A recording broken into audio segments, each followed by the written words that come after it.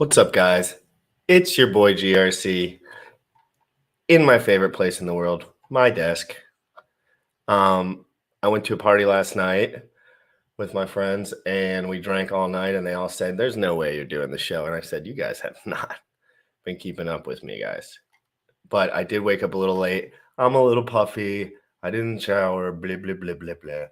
But I've been waiting to get Walrus on for a long time. You know, there's a few guys in this community that I really would just like to talk to for like 3 hours by myself. Obviously, that's not always time and place for that. But when you have a stream, you can kind of do that.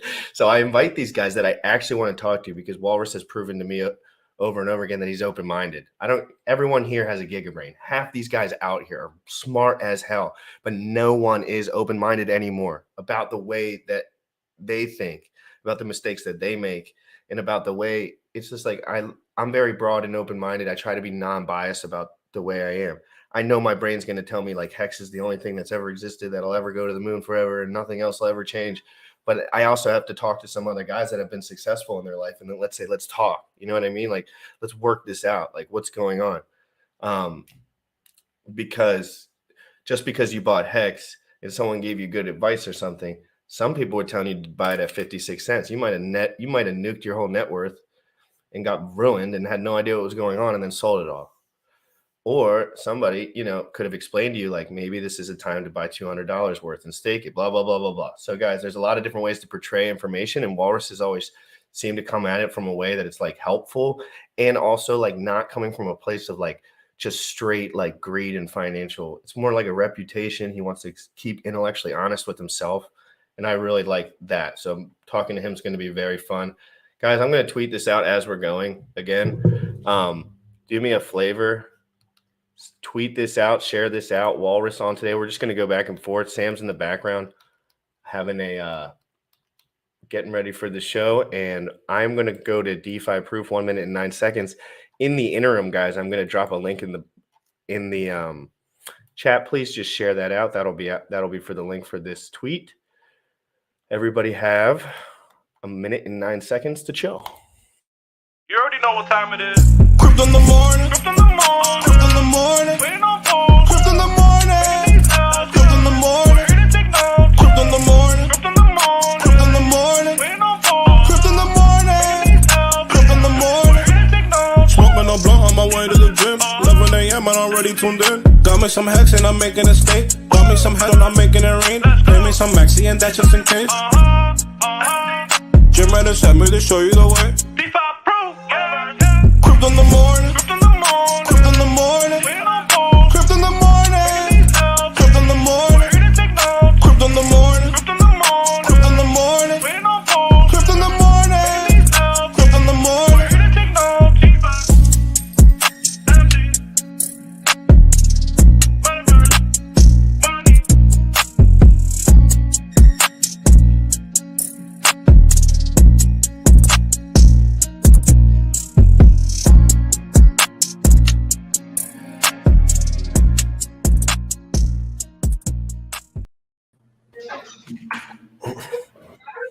What's good, Walrus? How you doing, my man? What's going on? You guys finally get on the stream? Yes, I'm happy that I get to see you and speak with you, and you're stuck here for an hour. Right. So and I appreciate you coming on today, dude. It was kind of short notice, and I didn't schedule anything, and I didn't really mention what we wanted to talk about, but I think you kind of knew. I just wanted to chit-chat. Like, I just like to chit-chat with some certain people, and I'd love to learn more about Howtopulsecom. But I'm going to give you a second here for the people that are new, the people that don't know you. Who are you? And how'd you get into crypto? And a little bit about yourself, just so they can have some context. Yeah, for sure. So obviously I'm Walrus. I'm Walrus on Telegram, all this stuff as well. Most of the, as far as like the more public, persona and doing things in crypto has always been around some of the RH stuff, Pulsec, Hex, things like that. Been in crypto for a long time. I got in like right before ETH. In a very different way. I just held Bitcoin, thought it was cool, kind of to powers that be, and bought some things that were legal that I could have bought anyway, but I thought it was cool because I had Bitcoin, right? Very uneducated, didn't look at it as an investment. It wasn't reading charts, wasn't none of that stuff for me at the time. It was just something cool. and then moved through. I followed RH for a long time. Back when it was Bitcoin Hex, when it was CFD token, working on stuff way back when he was beefing with Roger Ver and arguing about ETH and talking at conferences. And I've always been attracted to like just greatness, right? I'm one of those. I root for Tom Brady, even if he's going to crush the Cowboys. I'm from the South. Like, I just like greatness, right? So hearing RH and Bear and some of those guys have those early discussions, really working through design compromises. That stuff got me really engaged in crypto. I like game theory. I play fantasy football. I like sports betting. I like doing sports analytics. So hearing great minds really just bash it out on how these systems work, that really intrigued me. And that's what got me to just be more and more involved after that. So a lot of the way people see me interact with crypto now, that started much, much later, more like 2018 was when I got a lot more involved, but always stayed up with headlines, followed the great names, things like that. And as far as the space here, I was admin. I worked with Howtopulsecom. We built the Xbot. We do a lot. We run the Twitter storms. I've worked with Jesse and LL and those guys a little bit as the ambassador there. Try to work and connect a lot of projects. So like I've talked to like Colt, M87, things that can come over to Pulse Chain well. Involved with the Power City guys just a little bit. They're good buddies of mine. I hang out with them, try to help where I can if they need something. We're building an NFT marketplace, NFT on Pulse, everything, right? We got our hands everywhere. Some of our guys are admins in the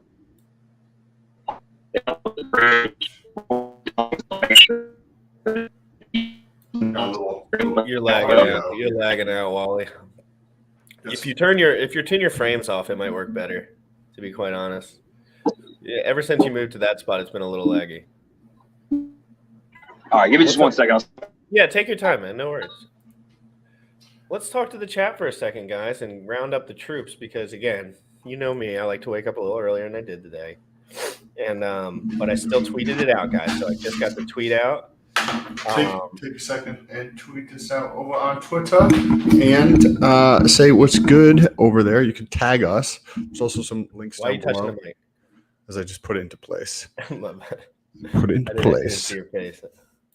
Let's say hi. Say hi to some of these folks in the chat over here. What's good, everybody? Good morning. Good morning, guys. Good morning. We got Crypto Class, T-Bird, Nom Nom, RH Max, Hex Tender. How's everybody doing? All the Saturdays in crypto are an interesting day, like because I stream every day, so I kind of get like the little feel for each day. Saturday's probably the most dead. Like Saturday's the most dead because I think people are just had enough for like a few hours of crypto, but I can't get enough. The second I wake up, I start reading everything. I just literally cannot stop. There's something absolutely wrong with me. It's addictive. I'm PLS Iv. I love the way that you said you got into Bitcoin without thinking about the financial incentive of it because you didn't even care nor know nor gave a shit. Were you a successful man at that point in your life as far as whatever that means for you at that moment? That was right as I was sort of breaking through a bit of a ceiling for myself. So like I was always hyper competitive when I was young. Like I played football, I boxed and wrestled, all that stuff was really fun. Then I started racing a lot. And so early on, like it was one of those things like, I don't want to sound that funny, but like if you weren't first, you were last. Like being second in a boxing match sucks. Being second in a race sucks. I hate doing things that I can become second at that I don't have a chance to be first at. Yeah. I need a chance. I need a freaking home run shot. If I can be first, I'll do it. Because I know I will I'm crazy. I get weird. And I've always been this way. And it's like it's a problem to some. And then Sam told me as I got older, he's like, Jim Rat, this is a good thing. Use this when everyone in my life was kind of like, take it easy. Man, there's a cat, Eric Weinstein. He's a hyper intellectual guy, very, very intelligent. His brother, he's been on Rogan, I think once, and his brother's been on there a few times. But he has this term he calls people heteronormative, and it's just his scientific term for being normal. And he's like, I can't stand it. And it's the funniest thing, man, because like, word, dude. I need that word. Like, I'm not even trying to be derogative when I call someone normal, but man, I like abnormal people. No, man, like I want you to be obsessed about something, man. Like I want you to be atypical. I want you to tell me why you wake up at 4:30. Like you guys talk about peptides. Why does anyone talk about peptides in the first place, right? Like I want the asymmetrical people, man. Like I don't want balanced people. I want people who are spun off a little bit, man. Like that's where the magic is. And when you spin off, you can become a little bit more like if you get punched 150 times, the 151st punch doesn't hurt so bad. It just doesn't. It just doesn't. Like, people shit talk me all day now, and I'm like, guys, if you only knew the nuclear shit talk I was getting when I was really doing stupid shit. Like, and right now I'm just studying crypto and getting shit talk. There's a lot of magic in some of those like kind of darker places. I got into a boxing match one time. This was actually a kickboxing match, and this boy was a handful. The first round we threw a lot. It's really hard to gauge when you're in the middle of those competitions. Like, are you winning or losing a lot of times, especially if it's a competitive round? And we were not shy. There's some face punching going on. And as we go to break rounds, I turn around and I'm walking back to my corner, and I'm like, man, this dude's on top of me. This is not going how I want it to. So I turn around and sit on the stool, and as I take that first deep breath, I look, and I can see in this guy's face, he wants to be here way less than I do. And it hits like just turned superhero. Yeah. And I mean, I ended up winning the next round, but I'm not exaggerating. I turned around thinking like, this is the worst thing that's ever happened. Like, this is me and him, and there's nothing that's going to stop this guy when that next bell rings. That guy felt worse than I did. So yeah, I'm all about some dark places. Because when you go into those places, when you have that like abnormal person or like whatever it is, they're obsessed about something. By going so deep in one area, you gain like a deeper gratitude or appreciation for that in all the other areas. And you realize like you don't know dick. Like, you don't know anything about anything, because like the further you go down your area, like, fuck, damn, there's still so much. I know a lot, like, relative to like normal people, but like in this area, there's still so much more to learn. And then you look at all these, this is like one pinhole area, but there's millions of other. I didn't know what liquidity was 8 months ago. I didn't know what liquidity was. I didn't know what liquidity. I was like, what is this word? I was like, what are you guys talking about? Like, what do you mean there's 3 pools? What do you mean V3 calculates this, that, and the other? What the fuck? What are you trying to explain to me right now? Now I get it. What the hell is V1 and V2? And now it's just like, oh, this is how this works. I stared at it for 8 months straight. It's not complicated. It's just a different system. I'm a gym rat. I figured out gym rat shit. And guess what? I'm still figuring out gym rat stuff, and I'm still hearing FUD, and I'm still hearing people making wrong mistakes all day long. And I'm like, I got more to learn along with everyone. And it's the same thing with crypto, and I'm willing to keep that attitude until I'm dead. Like, I don't like the attitude of thinking I know what I'm doing, because that's not necessarily the correct attitude. Everyone is, or 2.5% of the world uses crypto. It's like, like, who wants to step up, right? And I know, Sam knows the kind of guys that step up. It doesn't matter if it's in crypto world or kickbox world. They're going to step the fuck up, and they're going to fucking try and get theirs, and they're going to survive. And those are the guys that I like to have on my team, because they feel it here. They don't feel it like with other money. Like, to be honest, if someone gave me $100,000 cash right now, I swear to God, my life would change. The actions I did, the only thing would change was some of the equipment that I had. It would just be like, I have another guy that helps me. I have this, I have that. It would not be like, oh, where's the car? I'm not there yet. I don't want to be there yet. I don't even want to be there yet. I just haven't done enough yet. You know what I mean? I did. So you guys kind of like brought up, like, was I successful at that point? One thing that I did about 4 years ago was I sort of felt that I was going to be heteronormative successful, and I didn't like it. It just didn't taste the same. So I'm 33 now. This is about 28. And I was like, I'd made 6 figures a handful of times. I ran some small businesses. Like, I mean, most people would be pretty happy about that. And I was. I don't want to sound unthankful or ungrateful for those opportunities. A lot of people put time in me, man. Like, that's one thing for sure. I've had mentors everywhere. If I decided tomorrow, like, man, you know what? I'm going to be a skateboarder. I'd end up tripping over Tony Hawk. Like, everywhere I've gone where I've wanted to be great, I always have found a mentor that has just cut the learning curve in half, if not better. So that's for sure. But like, I retracted. I sold a lot of things off. I realized that I was no matter how, if going from 100 to 250K wasn't going to make a difference to me, that working 60 hours wasn't going to be different than 55. And I really did want to readjust those things around. So like, I put a lot of time and effort into crypto. I put a ton into the sacrifice. A lot of these things, and my car doesn't have AC, and I live in South Texas. I really retracted all the things. I ripped it all down.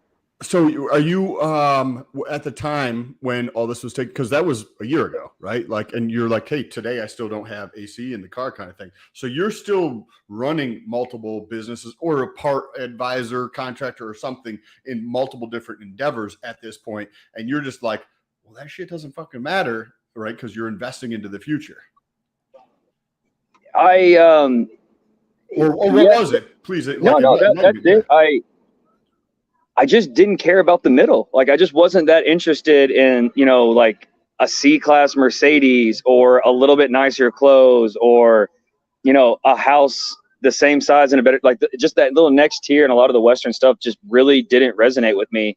And I was like, man, like, one, I've liked the struggle, right? Like, as competitors, we all like it, right? That last little bit of that contraction. It's so demented, though, right? It's so demented. But when you get over the girl thing too, because as a young man, you fiddle around with the girl thing, and I think some of the guys that push the boundaries a little bit, and I'm just being honest here, they get that over with. They kind of get, and I'm not saying that you don't have love and more, true. but I'm telling you from my experience, like I thought dating women and having girlfriends that were hot was the only important thing in life. I swear to God, I thought I didn't care your job. And this was just where I was at 24. Like I just didn't, and that's literally how I saw the world at that time. And then I went 2 years. I realized that was not the life I wanted to live. And now I'm completely different from the way I was with that. And it's made me almost 100% more efficient because I just have all that insight where other guys, I see them, their girl tells them to, they don't want to hang out tonight. They cry themselves to sleep. It's like, and you're like, bro, you're off the track. You're not thinking right. This is a person just like you. You're the leader, right? Like you, and that's what I always push in this group, and me and Sam try to push in general. It's like crypto's brand new. You're the leader. Doesn't matter where you go to school. Doesn't matter what you do for a living. Doesn't matter what anything. You said something that was awesome. You didn't want the middle ground. Everyone called me the biggest idiot except Sam. Everyone but Sam said I was the biggest idiot when I quit my job 120 days ago. And it had nothing to do with money. I didn't have enough money to stop working. I said, I know I have to put myself up against the wall if I want to break through. I have to, because I just know myself. When I have 3 girlfriends and 100 grand in the bank, I'm just a little lousier. I'm not going to lie. I'm just a little bit like, can't wake up hungry and still shoot. Yeah. But in general, I just loved what you said. That's how I went about it too.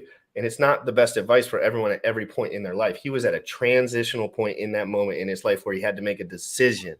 I did the same thing. I had to make a decision, and I moved this way, but I knew it was going to push my success one way or the other forward, because what I was doing was just scalability wise capped. Can you talk about that a little bit, Walrus, and that experience you went through? So I'm also like I really like a lot of quotes, because usually they let me like dig into things and they help give me some framework. I always like to use the term like lenses. Like I like to look at things through multiple lenses and see how they shake out. One of the other things the guy said is he said that most people will tell you they have like 10 years experience at something. They don't. They have 1 year of experience that they've done 10 times. They don't grow the same way, right? Like you see, everyone's been to a job where, the first year there's all these things, or 6 months or whatever it is. Year 3, you're just mailing it in. And I kind of felt like that's where I was with a lot of these things that, I've been very blessed with mentors. I've been gifted with, a lot of things early on, that the bar was just set high for myself. I just wasn't that happy with those things. And that's different for a lot of people. And again, that's why I always want to say that, like, that was my personal journey. It's not about being ungrateful or saying you only make 80K. Has nothing to do with that. That was just looking in the mirror and saying, like, man, I've got more in the tank. People have invested so much time and energy in me. This isn't it. Like, I just got more when I'm doing these things in a lot of ways. When I was doing a lot of commission sales type things, I felt like a lot of the times that I did the best job, the people dealing with me would have been better off with someone else, because I was just taking money. I'm going to hold margin. Like, I'm going to get that. And that wasn't the most engaging for me. So one of the things with crypto, and again, it comes from, the privilege of having been successful and not having to take a dime out of everyone I interact with. Now I could just be plus, I always like to say the word EV, expected value. It's a sports betting thing. I'm just plus EV. Like, I come into the spaces, I do admins, I bring these projects over, and I can do it from a short-term selfless perspective, because I don't have to make $1 that day. And people can just pick up on the education or get at whatever out of me it is that I'm offering that sense. And I don't have to charge for those things. And it's something that's really beneficial for my mind state, which is probably why this, again, you talk about being open-minded. I have a lot of investment, but it's not the same type of investment that I think a lot of people have to any of these things, where they get in that tribal nature of things. And then, as like I said, so yeah, I kind of had that spot where, you know, it was kind of like grind out for another 10% more of what I was doing, or like burn this thing down and really restart. So sold off all the pretty stuff, really kind of condensed things. And then my mom got cancer, and so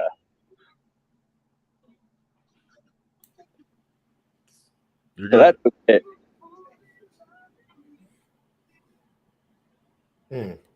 Yeah. Sorry about that, man. Yeah. You're good, man. Give yourself a second.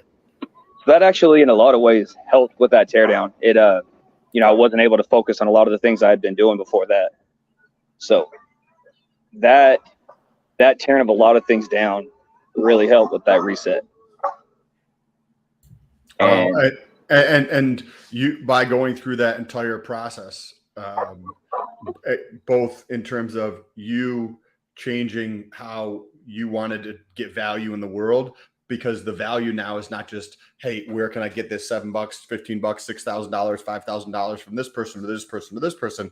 It's more so the longevity, because you don't need that cash today, and you can invest into other people, the things that you have to offer to the world by investing into them, where you don't need the cash, and it comes from a much, much freer space. So you got that going through, and then you also have that experience that it was clearly, you know, very impactful and emotional to go through with like the family stuff. And I bet you came out of that whole experience, you know, with a completely different, enlightened mind, so to speak, or open. Ego breakdown a little bit, you know, like with everything broke down. Stuff, yeah.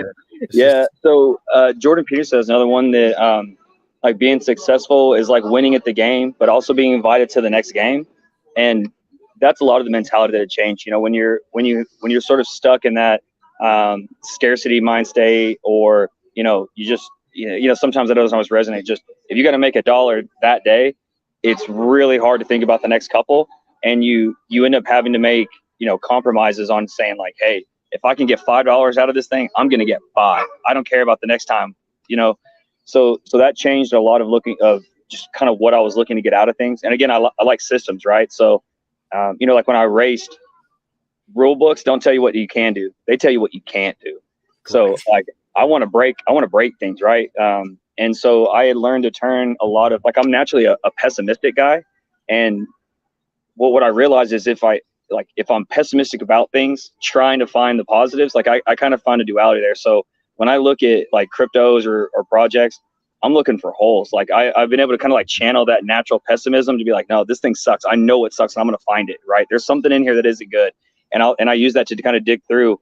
And, you know, that gives me that high barrier for, you know, what it is I actually want to enjoy. But, you know, you got to be careful about not being too confident in your own evaluation. So there's a lot of give and take in that process as well. But I'm sure you've heard me say, like, I channel and try to tell you, like, man, like, do what it is that actually resonates. Like, there's a lot in crypto. Like, number go up is not what I do best, right? I'm not a good cheerleader being like, guys, moon, let's go. It's not where I have a natural gift. So, you know, there's guys that are good at charts. There's guys that are good at more of these technical things. Lean into whatever it is you find interesting, man. Like you said, there's so much going on in the space. You know, you guys have done a great job of kind of crossing over things that are really impactful for you. And like, cool is an underrated thing too. Like, I do a lot of things because they're cool. I'm engaged with a lot of things because they're cool. And cool is one of those things we say shallow in a shallow sense, but it means they resonate, right? So like, if, you know, the bros at the gym who are cool guys, they're very masculine, physical guys, they also think that crypto and engaging in technical systems is cool, man. Like, that resonates. Like that gives people a subconscious signal to let their light shine too. So that's what's valuable, man. So like, what you guys are in this space is cool. There's a lot of room in the world. And like, if you're doing financials correctly, like, I very much believe in voting with your dollars. You guys have heard me kind of interject my like moral stance on why I make some of the decisions I do. So if that's the stance you take, then crypto and finances are very impactful for everyone, and people shouldn't shun away from them because they're not naturally great at math. Like, man, bring whatever it is you have to the table. It's valuable somewhere. Yeah, people will reach out to you for that value. I have guys reach out to me all the time. They're like, hey, I'm a desk jockey. I don't have that many friends. I'm really good at coding. Could you think you could help me? And I'm like, I don't know anything about coding, and you're 10 times smarter than me / educated, but he needs me, because what I did for 20 years was learn how to be, cool, popular, I guess. Cool. Talk to humans, to have and I conversations. tell people that all the time. I was arguing with Mad Hatter all over Twitter yesterday, but mostly jokes about Pokemon, to be honest. It was just like fucking but I was telling him, I says, you're way smarter than me. My impact's going to be much larger than yours. You sit over there and watch. Okay? Because you have all that knowledge that I don't have, but everyone hates you. And I'm not talking about like everyone like hates him as a person. You know what I mean? Like, you interjecting things. I come into communities and I say, what can I do to help? Maybe I can do a video for Pokemon and these guys will like it. Mm-hmm. I get about 700 subs in 3 days when you start talking about Pokemon, because I actually like the shit. It was my first NFT I ever bought. I streamed it. Cool. I got shit about it. I didn't care. I was like, I spent $180, guys. Y'all can S my D. Like, who cares? You know what I mean? I bought some Pokemon. We did some pictures. We had a good time. There could be a future there. There might not be a future there. I never cared. But these guys came in with their product that's down 95%, telling me that I'm going to zero. And that was what I was trying to highlight. It had nothing to do with the two projects in particular. But I say, here's a smart man with his bags down 95%. Like 95% in any investment is like zero. Wrecked. Done, ruined. Like, your life could be over if you did that wrong at the top. And they're going to sit there and say, I was right the whole time because you can stake. But the learning curve is a little redonkulous, to be honest. So I was mentioning today, I was like, where were you guys at 56 cents? Telling everyone to buy. Where was the Giga Brain then? Calling for 29.60.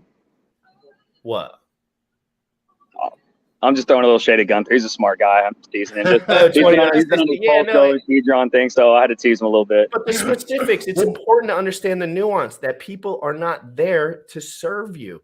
And it's okay. It's okay. Okay. Like, but you have to be savvy enough to understand, like, when I'm talking to Mr. Walrus, it's a bit of a different conversation than I'm talking to the guy who talks about this one thing all day or whatever. Like, you have to kind of move within these different things. I'm going to switch the topic up for 1 second, because I'm just so effing curious about this right now. I want to talk about sports gambling and crypto. Yeah. Okay. And I want to know your take on that, just from whatever the hell you know right now about whatever's out, about what you've seen. I love sports gambling more than anything. I don't participate anymore, but I could stare at the numbers all fucking day long. It just stimulates me very, very properly. The numbers. There was a time where I could literally do the Vegas odds without turning my computer on, because I was so locked in on it. You could feel the whole thing out. Where do you think that's going? There is a project that's launching on Pulse Chain that has started to advertise that they're covering this. I have not looked into the details strong enough to really have any real insight of that, but I have talked to the owner for an hour or so. What do you think about, I don't know if you've heard of PulsePot, but I know you know sports gambling and you do crypto stuff, so you had to have thought about these things. So the reason that I like a lot of the sports gambling stuff is because I actually like data science, and like everything in like the Western world, they usually have found a way to make the coolest stuff just absolutely give you physical pain to listen to them teach it. So like when you talk about like statistics and math and a lot of, the different equations that apply to life, like, they'll have people in there like just doing anything they can to get out of class. And man, like when you start attaching this stuff to things you care about, God, it's so fun, man. So like when we were racing, we did the coolest stuff to like hide systems, and I would look at flow volumes and try to maximize these things and try to find ways to increase volume through a small jet. Like there's so much cool math. And like, so I'll give a quick one on cars and then I'll transfer to sports betting. So there was a particular class where you had to, the way you ran nitrous is you had to spray it in from the intake. So it gets spread out between all the cylinders and you can't get it evenly, right? So because there's 8 cylinders, I have to tune the car to whichever cylinder is the one that's the most aggressive, because I need that cylinder not to melt, right? So the way the class pretty much worked is we call it racing the tire. It meant that because there's these limitations, everyone's power is pretty similar, right? Kind of like NASCAR. Everything's supposed to be really close, so it's down to the driver, right? So everyone else thought like, okay, cool, now we're racing the tire. It's between the drivers. Well, I don't like fighting fair. That's not a fun game for me. I don't want to race the tire. I want to beat you guys before this game even starts, right? So I sat here and I looked at a lot of these things, and it finally came to me. And I called the guy who owned our car in that class, and I was like, hey, I need you to go buy 80 fuel injectors, 80 of the stock fuel injectors. And he was like, the hell am I going to do with 80 fuel injectors? I was like, man, don't worry about what I'm telling you. Just go get it. So we go get these fuel injectors. They're all the same. They're 28.8 pounds. It's the standard GM fuel injector, right? But numbers are different if you measure with a ruler versus a protractor versus an actual micrometer, right? Those are 3 different numbers. 7 is different than 7.0, is different than 7.000. Those zeros are a reference to accuracy, right? So I went and got 80 fuel injectors, had them all flowed by a really high company, and I got a variance between like 29.4 and down to like 28.1. So we were able to tune the car by manually changing the fuel injectors on cylinders, literally by the spread of the tolerances in GM fuel injectors. It gave us to say that many weren't doing that. You were probably paying a little more than you had to, and you were probably being a little more creative than you had to. And maybe other guys did not. You kind of had insight that they're not going to double down on these numbers. Nope. If you're not cheating, you're not trying in racing, man. You got to be looking for an edge. And then so that was one of those things that really hit me early on. Again, those kind of competitive systems, right? Like when I played football, I was never like especially athletic, but I was always smarter and meaner than everyone else on that field. So, I'm watching the wide receiver. I'm like, oh, how come his mouthpiece isn't in? How come he didn't listen to the whole play? Why did he start jogging ahead of time? Like, why is he not looking at the ball on this snap? How come he's staring at my left shoulder? Like, those are always things. So I like game systems, right? So, when we were able to adjust on the car, we picked up like 45, 50 horsepower, which if you're class racing, it might as well be a mile. I mean, every time we launch, we're just walking away. Made a huge, huge difference. And then when it got to the sports gambling side, I actually started, there's a few really, really cool like data collection guys, and they get into, at first a lot of it was like draft stuff. That was really interesting to me. Like, how come this guy who's, great in college isn't great in the pros? How come this guy here just never hit the floor? That stuff was really intriguing. I like things that are either causational or predictive of the future. And so there's a lot of parallels in crypto too. So another one I've driven to is like things that scale versus things that are more pass fail, right? So in this, where I initially really kind of hit home is on the sports science side. There was a debate between like, should they take this offensive tackle or should I take this wide receiver, right? And one of the things about an offensive tackle is their effect on the play is a block, right? But if I'm going and blocking Sam, if I block Sam just enough that he doesn't affect the play, or I actually just lift him off the ground, crush him, body slam him, get on ESPN, the effect on the play is the same. All that mattered was the block, right? On a wide receiver, if they catch the ball, that's a pass. But if they catch the ball, break 3 tackles, outrun the safety, and they go 90 yards down the field, that is a wildly different effect on the play. So one of these things scales and one of these things doesn't. So those are like a lot of those parallels where like working between these systems makes a lot of sense to me. So a big one where I tie this together is PulseX. So everyone that goes, oh, it's just a fork of Uniswap. Guys, Uniswap's awesome. Uniswap works great everywhere. Has Uniswap been hacked? Like, how many chains is Uniswap on? So you're telling me Uniswap is God mode, dude. It works, man. The most effective DEX that's chain agnostic, that's essentially never been hacked, that also has future improvements, and you guys don't want me to use that code. That makes no damn sense. I think you guys are bad at this game. What does scale is price and tokenomics.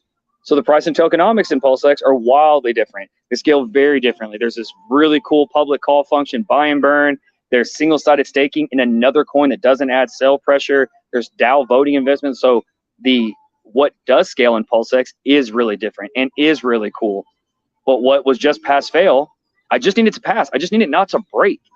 So it doesn't break. It's gas efficient. It works fantastic. So PulseX is another one of those good things that you can also kind of like take these parallels from these other systems. What I needed to just works really well and has been very tested. What scales really well, and the difference in being really good and having that big curve on the end, like price and tokenomics, are really badass. They do scale well. There is huge upside on those things. So PulseX is a good one of those that you can really take those same methodologies and apply. What do you on the crypto side of things? when people think about crypto, they always think about as like layer one is like the thing, right? Is going to be the biggest thing. And then layer two or things that are built on top of that are never as big, traditionally speaking. When you look at, say, PulseX, and obviously we have no fucking idea, but I do see a future where things are far simpler, right? Because we're at that stage now where everything is developing so fast that it is challenging for somebody who's new, right? Because there's this giant Grand Canyon of a knowledge gap between like normies and like understanding crypto. And that needs to get like that Grand Canyon needs to shrink drastically. And that can shrink by the increase in education in the general population, but it can also shrink as in crypto is way simpler to understand by like reducing the reliance on a layer one, so that you just see you have one token in there, because the understanding like if you're on one network or another network, it's not like really important, similar to say you don't give a shit if you have AMD or Intel in your computer that much, right? Like most people don't. Nerds do, but most people really don't give a shit about that. They're like, does the computer work? Can I do what I want? So do you see PulseX potentially maybe being larger than Pulse in like, because there's so much opportunity there, right? There's so much opportunity there. You've got like the best of Ethereum and the best of Binance trying to put those things together into one new network. I don't know. Very, very interesting. I'd love to hear your thoughts on this, especially given the examples you were just talking about. And talk about liquidity too, as it comes to that. And because you mentioned something to me that like kind of, it might have been, I think it was you, but you mentioned like, or someone did, that like heavy investors are going to be way happier about buying Pulse and PulseX because it's going to be way more liquid. Mm-hmm. And that's what some people are very excited about, because some people thinking, heck, maybe some really big investors don't want to get in because it's really not that liquid. Like really big investors, I mean, not like average Joes. So especially being gym guys that are into pharmacology, this reference will probably help. There's a cat named Hamilton Morris, who's really big into like psychedelic plants and that types of medicine. And again, as a game systems guy, right? Like I like how things interact. Is he on Vice? Is he the guy on Vice that does the drug show? Yeah, great show. Yeah. So he said something that was one of those things that like he was literally just talking about drugs and like went on, and I was like, hold on, there's some really wise piece. He said drugs don't have side effects. They just have effects that you didn't want, but they're not side effects. They're just effects. The drug just does stuff, right? Like these isotopes don't really exist.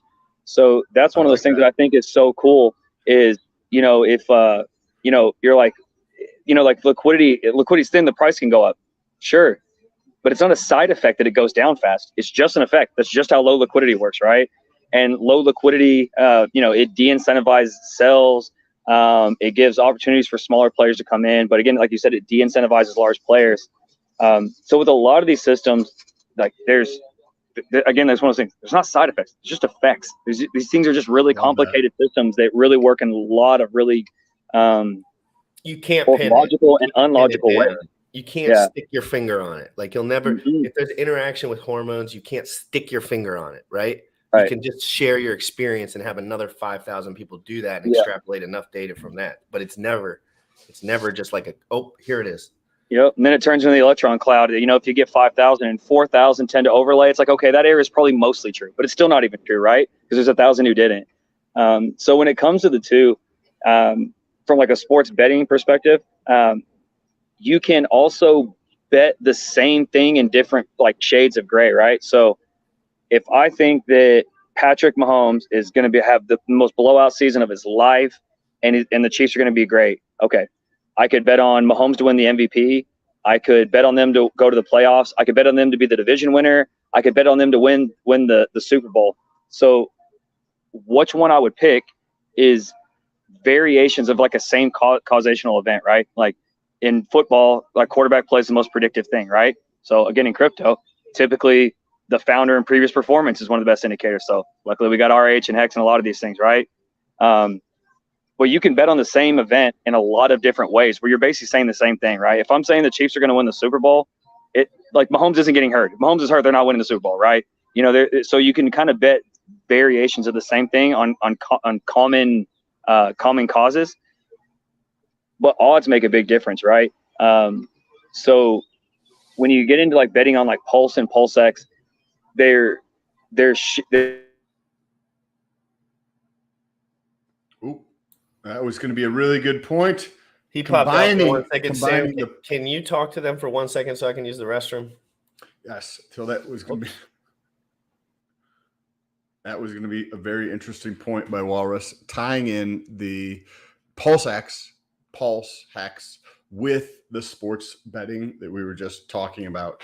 I don't know what you guys think. Yeah, his phone might have died. What you guys think, but this is a super interesting conversation. I like people that he walled himself. His phone died. He rugged himself. Yes, he was like, this conversation is over with. AMD is best. I'm just going to read some of these things here. Walsh says, I love the sports analogies. Yes, I think the sports analogies would probably be super valuable more so in the crypto space, just because there's so many dudes. Like, I don't pay attention to sports in any way, but I know a lot of people do pay attention to sports. So it's interesting. What do you guys think of the Pulse or PulseX or that whole? Do you see the reliance on Pulse, the layer one, going down over time, where you don't necessarily have to have like the understanding of that, similar to like AMD or Intel in your computer? Like, my mom has no idea about those things. Oh, and look who has made it back. There we go. Dropping too much heat. Phone got too hot. I figured. Okay. You were just about to tie in the sports betting with the Pulse. Yes. Go. And so they're bets on like common cause, right? Like, there's almost no world where PulseX does some outrageous return and like there's no one on Pulse, right? Like, those don't work the same. So you're kind of betting on, again, the shade of gray. You're basically saying, hey, if Pulse is successful, what are the odds that these have this kind of return, right? So there's again, they have a very common cause for what'll cause one to go up and not the other.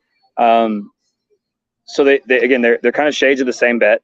Where I do think that they differ is one in time frame, and if you're sort of betting on the real high upside of the curve, Pulse would be less dependent on adoption because it's a layer one narrative and they tend to do well whether or not they have a lot on them. PulseX is going to be a little more dependent on the buy and burn. So I would say that they're, again, variations of the same bet, but that one is less dependent on adoption. But given mass adoption, I think at some point you're going to say the tokenomics and the buy and burn of PulseX would take over. So they have a lot of overlaying results and causes that make them both successful. But I think in a lot of ways, if you're saying, hey, in 3 years, which of these is going to perform better, it comes down to a variation on like adoption and how you think that buy and burn will affect it. Do you? I see the buy and burn as more of like a interim or short term benefit. Well, it's always going to be a benefit, but the impact is going to be smaller in the short term, because in the long run, the adoption is the bigger piece. So if as we transition to larger portion of the population of the planet being in crypto, the buy and burn is going to still be important, but the impact of the buy and burn, I think, is going to diminish over time. In the beginning, yeah, super important, but as we get more and more people into there, I think the adoption, right? Because you were talking about time, right? The impact of time on there. And as we transition through that time, right? Whether it's 36 months, right? Because that could potentially be a very, very, very long time in crypto. Or maybe 60 months or something like that. The impact from the buy and burn, I just see that diminishing slightly, because the adoption is what's going to end up driving this so much as time goes on. But what are your, you know what I mean? What do you think about that? The thing is that the buy and burn is affected by like the pricing of all the things that are getting swapped on there. So the more valuable all these assets are on PulseX, the more valuable that buy and burn is, because it's a percentage of volume on there, right? Like, that's what really makes that big impact. So I think don't you think though, because those prices of those things are going to be impacted solely because of adoption, which would be right. So if you were like, okay, the impact of this going up by 200x, you can attribute maybe 37% of that to buy and burn, and the other 63% to the increase in adoption, which thus increases the prices, thus increases the transactional volume, and it also affects the DAO voting, right? That's one of those things that I know that a lot of people don't really care, but it matters. The DAO voting on how some of those incentive tokens come out and what goes through on those single-sided staking pools, there's value in that, right? This is the same in the real world, right? Whether you vote or not, people spend money assuming that you could vote, and they will try to get you to vote their way they want. So there's value in those votes, and having some control of that incentive token and what pairs get incentivized, and you can use that as a way to encourage behavior to thicken or thin liquidity in different ways. So the value in the DAO voting goes up as well. This is going to be so interesting when this actually does come out. Like, I'm super excited. GRC had asked about the liquidity and different players in there, right? Like, where thin liquidity, right, is not necessarily going to incentivize people. Scare away the big boys because they don't need little. They, maybe they're not incentivized to put like 200 grand into something at a time. Maybe they're like would rather put 40 million into something at a time, or 10 million or 3 million.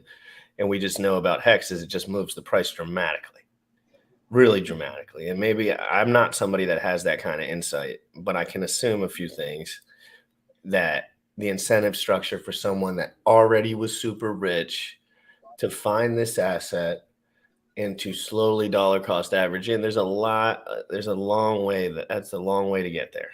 And so I think maybe you were mentioning, or someone else, that maybe they'd be more excited about the other opportunity, being that there's more liquidity. So another one of those cool like sports overlays that makes a lot of sense. Have you guys ever seen the movie Moneyball? I think so, a long time ago. One where Brad Pitt, he's the GM of the Oakland A's, and they get into what's that cat's name? Brad Pitt was in the movie? Vance. I'm pretty sure. I can't remember the original cat's name, but basically there was a statistician who worked out basically that you need to look at how to like get runs, right? It was an ERA, a very, very, again, like data-driven approach to building a baseball team, right? So they go and they find all these people that are misvalued, guys that get on base, essentially, right? It was like, hey, if you get on base and you score this many runs, you're going to win this many games. And they go and find this team, and it's like, okay, this team here, like mathematically should win the most amount of games in a regular season. And the thing is, again, like this is where like shades of gray and betting on the same bet get really interesting. If you think of a scale of like 1 out of 10, and the average team is a 5, okay, well, if I can get a team that's like on a scale of 1 to 10, a 5.5 or a 6, I'm going to win more games than I lose, right? And I'm likely to get to the playoffs. The difference is, so if you say, hey, I want a team that's going to win a lot of games, you say, okay, I can get to a 5.5, 6, way easier than a 7 or 8, right? But one team can get through the season, but they're not going to win the World Series, because the World Series selects for outliers. It doesn't select for who's the best over an average season. It doesn't count the guys who beat up on the bad teams, because you're not going to go get to play the bad teams. Now you get to play the killers, and now a 5.5 or a 6 out of 10 won't win those games. So when you get to some of those things, it's also about selecting for the extremes.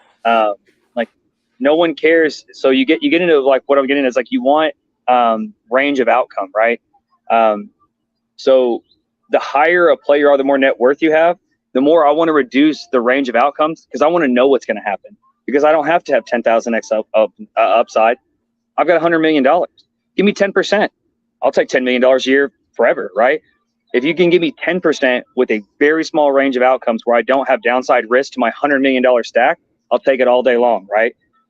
But you got 10 grand. The shit do you care about 10%? $1,000? We can blow that in one night, right? The three of us could drink that in the domain before we even got to the party. Like, what are you gonna do with $1,000, right? So you get into one of the first ones is like range of outcomes, right? So liquidity will tend to follow along with age and price to some degree. So like the liquidity in Hex is low right now, right? But if the price was 10 cents, you'd find more people willing to sell, it'd be more liquid. If the price was $10, it'd be liquid. There'll be plenty of sellers at that point. You'll see that liquidity grow, right? These things tend to correlate together. And again, the other thing with liquidity is, again, it's about range of outcomes. The higher a player you are, I don't want to risk my stack, right? I already have a huge stack. I'm already rich. I just need to stay rich. So that range of outcomes is part of that thing with liquidity as well, where I don't want radical upside that comes with radical downside. That's a big range. I don't know.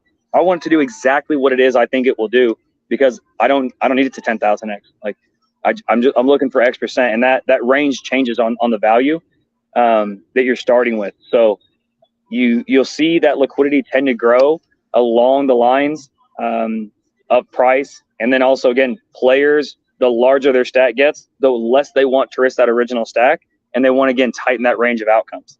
So this is super interesting, and there's two things that I want to just get more thoughts on. As price grows, liquidity, is this a given thing? So for context, if you're not aware, I've only been in crypto for 100 days or something like that, 120 days. So a lot of this is new stuff, and I'm learning every single day, and I love it, and I'm continuing to learn. But has it shown in the past that as price increases, the liquidity also increases? Intuitively, you're like, yeah, that fucking makes sense, right? But does the data kind of back that up too? Yeah, it's more correlational than causational, right? Like price going up doesn't instantly change liquidity, right? Yep. But it's in totality, right? Like one, typically, again, if you have these big spikes, you see these parabolas up and down. More people, more participants. So there's just essentially in totality, again, they correlate together, but they don't have to go together, obviously, right? Yes, no, not at all. Okay, so because we have talked about this before in relation to adoption of PulseX and Pulse, where I agree the narrowing of like possible outcomes is something that you pay attention to, right? Because if I have a big bag of 100 million, I'm not going to risk 100 million in fucking Pulse. Like this thing's fucking never been tested before. It's proof of stake. Like there's plenty of risks with proof of stake, right? That haven't been tested enough. So, but I might put $1 million or a couple million or something like that into something like that. So, what do you think about the adoption from Ethereum and from Binance and from Bitcoin with Pulse, or do you think that's going to come more so with like the smaller players? So it originates with strong community, right? And these things, they kind of take on their own vibe, right? Like, if you go talk to Bitcoin guys, they're a bunch of red meat, shotgun 2A guys, right? Like you hear that in their vibe. They're very capitalistic. Like they have a bit of a type, right? They're laser eyes who hate Biden and, love elk meat, right? Like a bunch of Joe Rogan fans and stuff. And like, I like those guys too. Like I'm teasing because I tease everybody, right? And you go to Ethereum and like it's a bunch of guys with acoustic guitars and long hair. It's like, we're going to sing Kumbaya. Like, come on, guys, we're on computer. It's like, all right, whatever, man. Like, that's cool. Right. But they kind of took on their own. Yeah, exactly, man. They took on their vibes. Like all these guys are petting llamas and, drinking iced coffees like me. And then BSC, took on a very Wild West. Like there's a lot of pump and dump, a lot of scam. It was a cheaper coin. It was, it was the Fremont Street of Vegas, right? Like you could see that vibe take on. Cardano, has a very different vibe because Charles Hoskin's the coolest nerd on the planet, right? People are sending him pineapple pizzas or whatever that inside joke was with those guys. So the community is important on where these things start, and it starts relatively grassroots, right? Like Solana sucks and it's a bunch of VC money. Like, well, it sucks because it's a bunch of VC money, right? Like they don't have the same type of community. Their stuff sucks. It goes down all the time. Their bridge sucks. There's a lot of inherent issues, and even in the way they market, the things they choose to highlight. I mean, it smells like VC, right? Like, I mean, if you go look at even their like, oh, it's transactions per second. It's this. All right, cool. Again, it feels VC through and throughout. With Pulse, there's a very different narrative. Both in the way RH, the original community started, and also some pros to this delay, and that the community is taking its shape, right? So for better or worse, the vast majority, a lot of these projects at the top have audits. Like they have no or very limited admin keys. They're relatively transparent. They have Telegram groups where you can go talk to these guys, right? So whether you love or hate Jesse, you can talk to Jesse. Like, you guys want to trash LL? Like, start talking shit. Jesse will find you, right? He hears you everywhere on the internet, man. He's got ears, right? You don't like the guys at Power City? Just go talk to them. Like, these things are very available. But in a few years, that won't be the same. Like, can anyone hear, like, can you talk to the CEO of, the guys who run Aave? Yep. Can you hit up Vitalik? Anyone know who runs Uniswap? Like, you can't reach these guys now, right? But the community has taken a lot, the ripples of what we've seen that started in the beginning. And whether it's just obviously mimicking because it's successful, the ideals are really propagating throughout the space. There's a little group called like the Pulse Police. They like that. They're making fun of themselves, but they go and vet a lot of these free airdrops.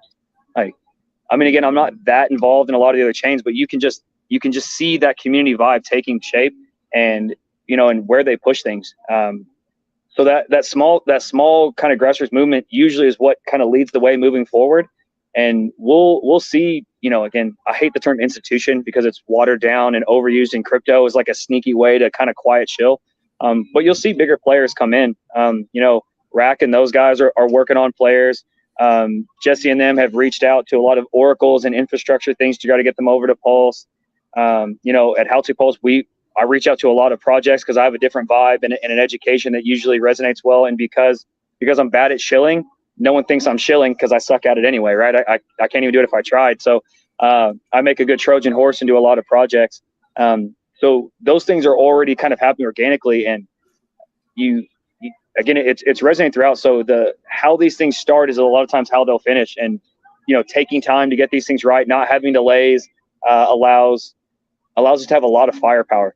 So for Hex compared to a lot of cryptos, we have a lot less to apologize for. Even though we're 95% down, like, yeah, but our money's still where it was, right? Like, we're not wrecked like Voyager wrecked. We're not wrecked like Celsius wrecked. We're not begging CEOs to make backwater deals with Sam from FTX to get us bailed out. So even when we're in a similar place, we have a lot less to apologize for, a lot more we can stand on. And the average cat in Hex, they've got firepower. Hey, we got no admin keys. Hey, I understand how the smart contract works. I'm delaying gratification. So just even at the base level of Hexagon, like, obviously no one's perfect and there's plenty of mean guys in the world. They have a lot of firepower compared to just number go up that you'll see in a lot of places.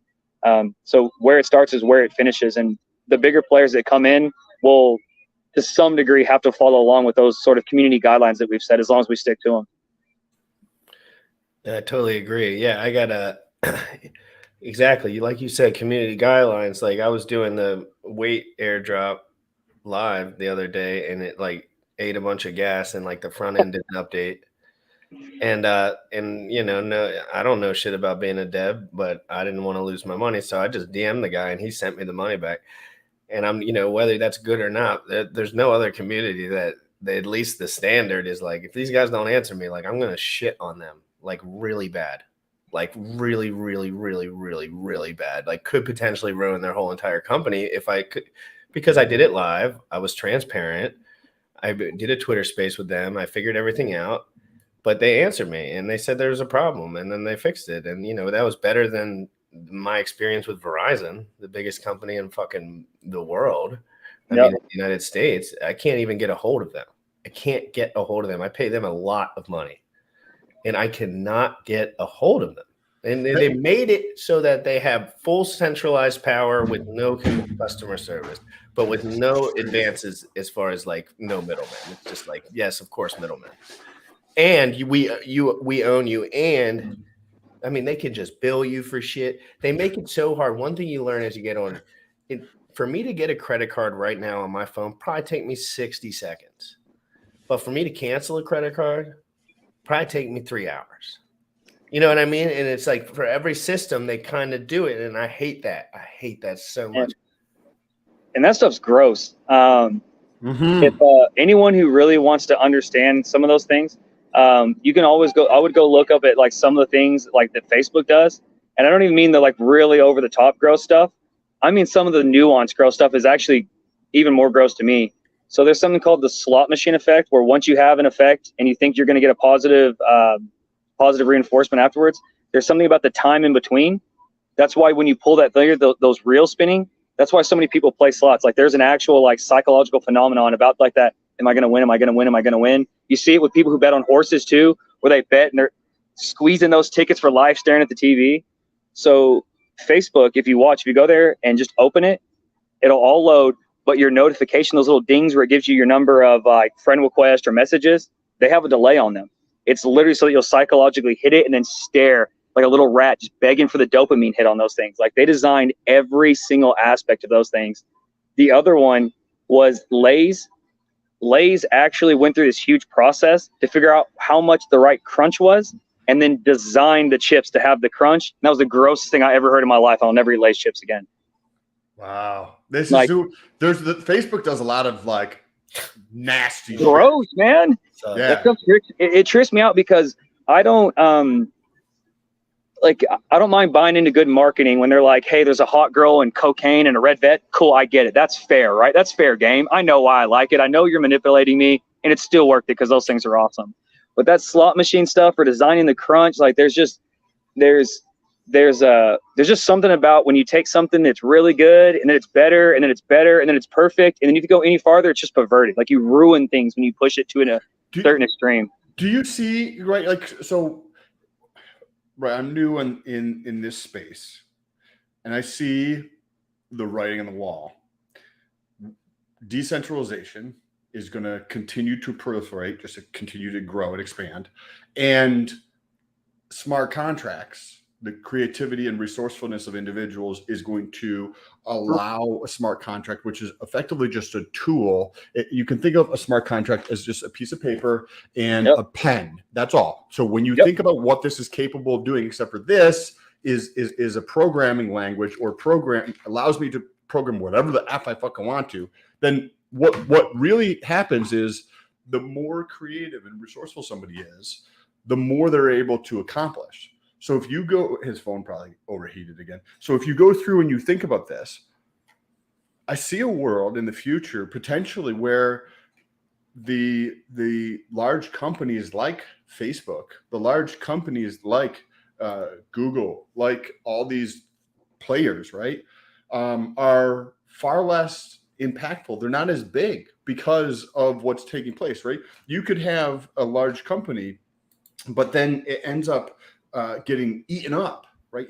Have you ever heard the saying that you die by like the 1,000 cuts or something along those lines? It's not the one sword cut to your fucking throat and chopping your head off. It is that somebody coming through and cutting you 1,000 times, right? And you bleed to death because you have 1,000 cuts in you. Well, that is, I feel like, happening with companies like Lay's, right? Which is part of a conglomerate, right? I think it's P&G or something. But there's a lot of these companies where they're going to, I could see this being eaten up by smaller players, or going in some way, shape, or form being eaten up by Web3. We never, ever would have guessed that Web2 would have taken us to where we are today, 15 years ago, and the capacity and what we're able of doing and the impact it has had on the planet. And then when you look at that and you're like, shit, 10 years ago, 2012, a completely different fucking world. Now, coming into 2022, we're focusing on Web3, and we don't know what's going to happen by 2032. 10 years from today, the world is going to be in such a different place. And you put these things together because it's hard to grasp the possibilities of what people are going to do with smart contracts and how they're going to implement things like Web3. We were talking about Chia offline. So this is the Chia white paper, right? Very thorough, written, a lot of very good information. It seems like they were super, super thoughtful in here. And you look at this and you're like, oh, wow. This is the guy behind the Chia thing, is the guy who also started BitTorrent, which is, Bullish can correct me, but it's basically just I've only used it a couple times, where you can basically you can get software for free that would otherwise you'd have to pay for by using torrents, which is technology or something similar to, say, how nodes would work to pull your pieces of data from different spots over there. And I see this just continuing to eat away at these large companies. As somebody can come out with something that's decentralized, being a team of 4 people, we can come out with something that is decentralized, that eats away a decent chunk of the way this company does business. And because there's 4 of us, we are far more able to move quickly and agile and creative, because there's 4 of us to make a decision on something to move forward. And we can create it in a decentralized way where we don't have control over that afterwards. We're like, this is a better way of doing things. And then this crypto, so to speak, comes forth and actually takes advantage of that. I think he's like, my phone died. Let's bring Walrus in and we can wrap things up here. We're gonna wrap things up here, Walrus. We know you're on the move over here. We had a great talk. I'm absolutely hungover. But I really just appreciate you coming on here, man, and just sharing about yourself and your experience in the nuance of the market, because it's all about the nuance, really. Once you get into the weeds, you realize like you're not going to find the new information unless you have enough experience to look at it. It's like you have to have enough experience to understand what you're looking at. And that's why 8 months later, it's like, I know what liquidity is. I understand how to put in, take out, do all the shit. But it doesn't take long, but you have to have enough nuance, enough talk to realize what's real, what's fake, what do people market, what do people not market, what's the general incentives. All of those things are important. I'm excited to see anything that you build moving forward. Howtopulse.com, guys. I dropped all his links below for his YouTube and his Twitter. Go ahead and follow him. Thanks for coming on, dude. Is there anything you want to talk about before we go? You got a Telegram that you deal in? Yeah, the Telegram, it's just Walrus. The username has 2 L's. So the How To Pulse Room does a lot that's not just Pulse related. We have the group there and we help with security. So if there's any other communities that aren't big Pulse guys, you just don't hear enough discussion on hardware wallets and OPSEC, or even some of the technical stuff with crypto that people just don't understand. So I was helping out with some of the cult guys because they have a project that's on Polygon, and they just hadn't been used to bridging and how some of this stuff would work between chains. So not a crypto bridge, but just a community bridge. We spent a lot of time helping those guys out, make sure, because they have a newer community, they didn't understand how the bridge stuff works. So I always kind of the thing, man, like, be nice, guys. Like, crypto's hard. There's a lot of really smart people who've been really, really wrecked. Like, yeah, you're not, your cup's never full. There's so much more to get built. Most of the stuff sucks. Like, wallets suck, on-ramp suck, fiat on-ramp suck. Having to use DEXs manually sucks. Like, these things are slow. Sucks, right? Like, there's just space to always be improving. There's nothing here that's not going to have different variations and things. Hex in all its glory has stuff that's built on top. It has a network that's going to be on now. These things evolve and change. Be open-minded, be nice to these other communities. A lot of people are down when it comes to the market. Just take your time, learn, contribute if you can, and don't hate on the people that are. Sweet. Thank you, Walrus. I appreciate your time and for sharing your insights. I like the way you think about things and how you go through and approach that. I thought that was unique, and I found it valuable. Hopefully you guys found it valuable as well. If you did, check out the links for Walrus on Twitter and on YouTube. And I'm probably in the YouTube description has his Telegram as well, if you don't know how to find Telegram. And GRC, you want to take us out of here with some DeFi proof? Young folks, you dripping on them motherfucker. With your heart. With your heart. Bought my hex from the fucking start. Point one everything we mark. Bought my hex from the fucking start. Sacrificing all this bread like I'm Richard Hart. Got paid on big payday and I had a hit restart. Now I'm checking on my pulse just to check my heart. Bought my hex from the fucking start. Sacrificing all this bread like I'm Richard Hart. Got paid on big payday and I had a hit restart. Now I'm checking on my pulse just to check my heart. Checking my MetaMask moving. Look at the hex, he is mooning. Looking at wives they be choosing. Peter is why they be losing. Pull chains out and get me a check. He's gas up and it got me a mess. Remember the times he died collect. Hex I been eating, I'm dying in the best. Getting this back like a year ago. Getting this post, I ain't letting go. Swerving the ring like a Lambo. Getting this back like a year ago. Getting this post, I ain't letting go. Swerving the ring like a Lambo. Bought my hex from the fucking start. Sacrificing all this bread like I'm Richard Hart. Got paid on big payday and I had a hit restart. Now I'm checking on my pulse just to check my heart. Bought my hex from the fucking start. Sacrificing all this bread like I'm Richard Hart. Got paid on big payday and I had a hit restart. Now I'm checking on my pulse just to check my heart. Richard Hart. Richard Hart.